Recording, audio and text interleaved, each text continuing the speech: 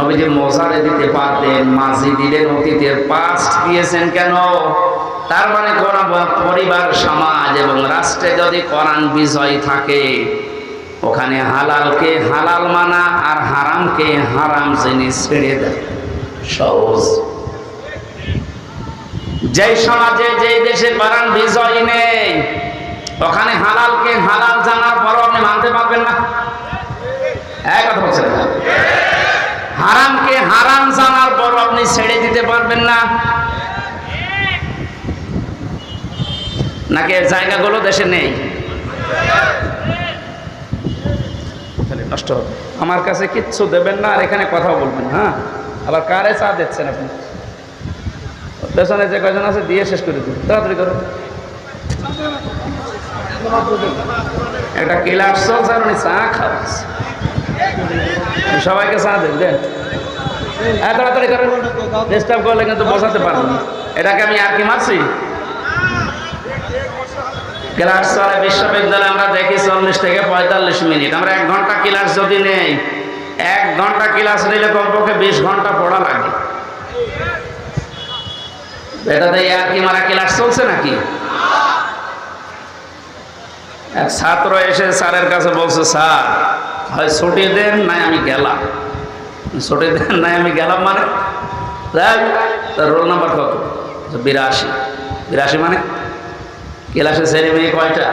82টা। 82টা ছেলে মেয়ে, ওর roll number কত? খুব ভালো ছাত্র।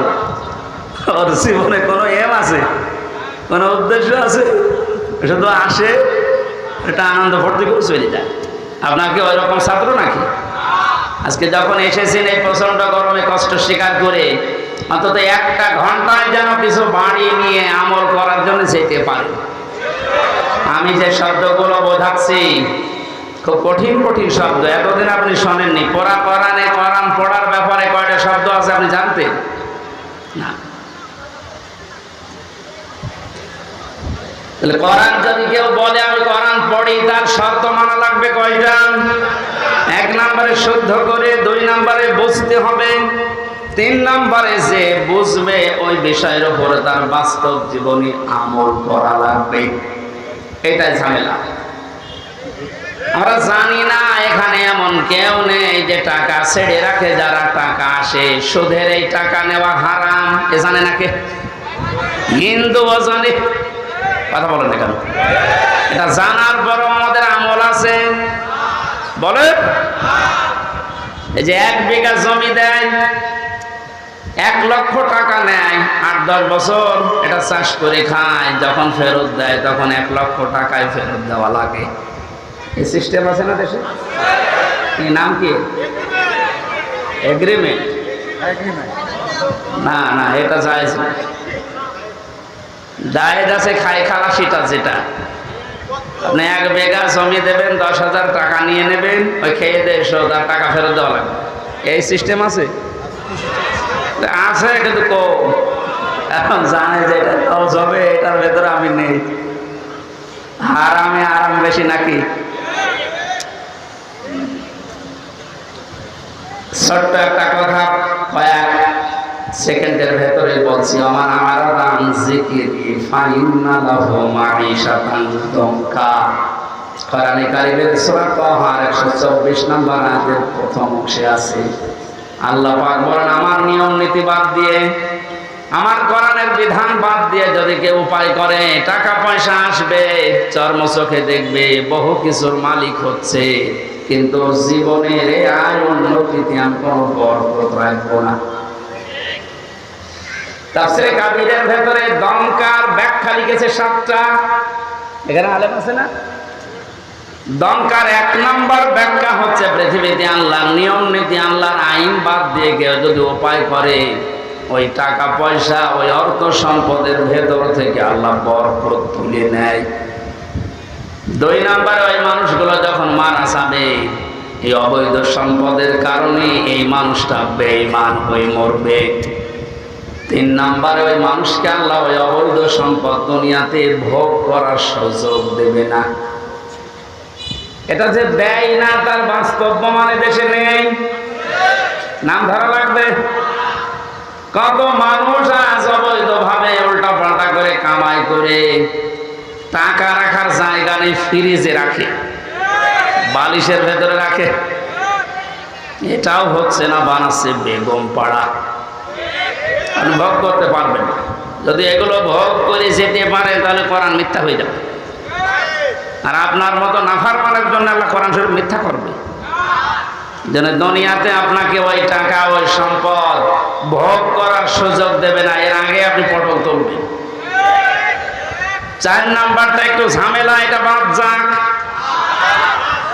যারা আল্লাহর নিয়ম নীতি বাদ দিয়ে উপায় করে সুদ ঘুষ, মানুষের উপরে জুলুম করে ফাঁকি দিয়ে অন্যায় ভাবে যেভাবে উপায় করছেন, আপনার মরণে দৃষ্টান্ত সৃষ্টি হবে দুনিয়ায়।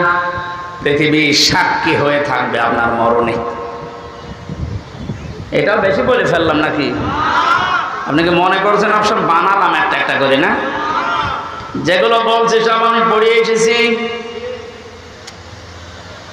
অবৈধ ইনকামের মানুষকে আল্লাহ দৃষ্টান্ত করে রাখে দুনিয়াতে, তার মরণকে ইতিহাস বানিয়ে রাখে।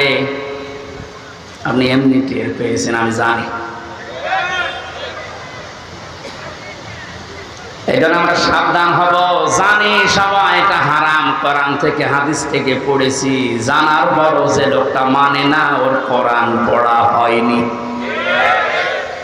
4 নাম্বারটা, এটা সব চাইতে বড় ঝামেলা এবং কঠিন। নবীজি বলেন, কেউ যদি কোরআন পড়ে এই কথা বলে, সে শুদ্ধ করে পড়বে, সে ওইটা বোঝার চেষ্টা চালাবে, নিজে মানবে, এবং এটা মানুষ যেন মানতে পারে সেই ব্যবস্থা করে দেবে। এটা ঝামেলা না? এটা যদি আজ কেউ করতে চান, সে সব চাইতে বড় বিপদে আছে বাংলাদেশে। আমি কোরআন পড়ি, আমি শুদ্ধ করে পড়ি, আমি বুঝি, এবং আমি যতটুকু বুঝি অতটুকু মানার চেষ্টা চালাচ্ছি, অসুবিধা নেই। 4 নাম্বারটা, আমি যতটুকু মানি এটা মানুষ যেন মানতে পারে, ওই ব্যবস্থা আমি করে দিতে চাই। এটা কোরআন পড়ার 4 নাম্বার শর্ত। এক কথা বলছেন না কেন? 4 নাম্বারটা কি সহজ না কঠিন? এটা করতে গেলে আজ পদে পদে বিপদ। তাহলে 4টা শর্ত যারা মানে না, ওদের কোরআন পড়া হচ্ছে। জন্মের পর থেকে এটা শুনেছি, কেউ যদি কোরআনের একটা হরফ পড়ে তার নেকি হয় কয়টা? হ্যাঁ, আপনার পড়া তো আবার পড়ার মতো হওয়া লাগবে। আপনি যদি আমার ছোট মেয়ের মতো পড়েন, ওর বয়স 4 বছর, ও তো পড়ে, ওই 1 লাইন পড়তে গেলে 1 লাইনে যদি 10টা শব্দ থাকে 9টা ভুল করে, ওর পড়া হচ্ছে। তা আপনার পড়াও তো এরকম হয়ে যাচ্ছে। নবীজির হাদিসের প্রথম শব্দ ছিল, যে ব্যক্তি কোরআন পড়ে, তার মানে 4টা শব্দ যারা দুনিয়ায় মানতে পারে, ওদের পড়া হয়, আর ওদের প্রতিটি অক্ষরে 10টা করে নেকি হয়।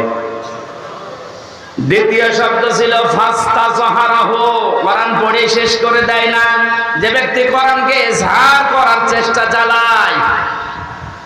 যারা আরবি গ্রামার বোঝে, ফাস্তাযহারাহু এই শব্দের ব্যাখ্যা আমি যত পেয়েছি, আধুনিক ব্যাখ্যা হচ্ছে প্রকাশ করা, ইজহার করা, দাঁড় করানো, স্পষ্ট করা, কায়েম করা, বিজয় করা।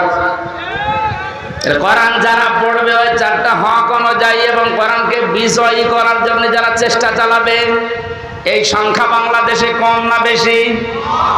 ও,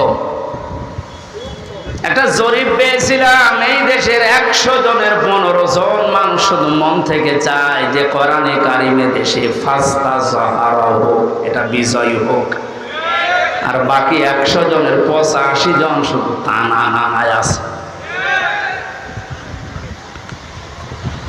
দ্বিতীয় পয়েন্টটা হচ্ছে না। 3 নম্বরে কি ছিল?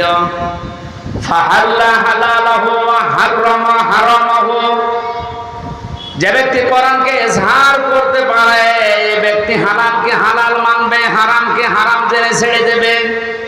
আদখালাহুল জান্নাহ, নবীজি বলেন আল্লাহ তাকে জান্নাতে দিয়ে দিয়েছে, না জান্নাতে দেবে? হ্যাঁ, দিয়ে দিয়েছে। শব্দটার দিকে আমি খেয়াল করে চিন্তা ভাবনা করেছিলাম, নবীজি অতীতের শব্দ বললেন কেন? এটা পাস্ট, এটা মাঝি। আদখালা ইউদখিলু, নবীজি মোজারে দিতে পারতেন, মাঝি দিলেন, অতীতের পাস্ট দিয়েছেন কেন? তার মানে কোন পরিবার, সমাজ এবং রাষ্ট্রে যদি কোরআন বিজয় থাকে, ওখানে হালালকে হালাল মানা আর হারামকে হারাম জেনে ছেড়ে দেয় সহজ। যেই সমাজে, যেই দেশে কোরআন বিজয় নেই, ওখানে হালালকে হালাল জানার পরও আপনি মানতে পারবেন না। এক কথা বলছেন না? হারামকে হারাম জানার পরও আপনি ছেড়ে দিতে পারবেন না। নাকি জায়গাগুলো দেশে নেই?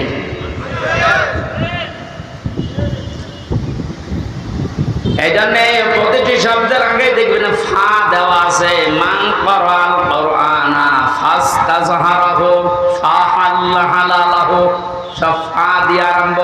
ফায়ের ব্যাখ্যা আছে। ফা শব্দটা আরবি গ্রামার যে 19টা অর্থে ব্যবহার হয়।